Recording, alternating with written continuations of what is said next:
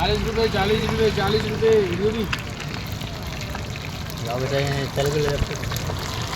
40 రూపాయలనా 40 రూపాయలు అగ్వా రా ఏంది హెచ్ మీడియా యూట్యూబ్ ఛానల్ ఇప్పుడు ఇదేంది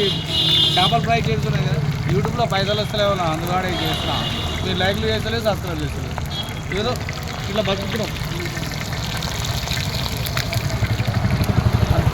చేయను నువ్వే మాడిపోతున్నది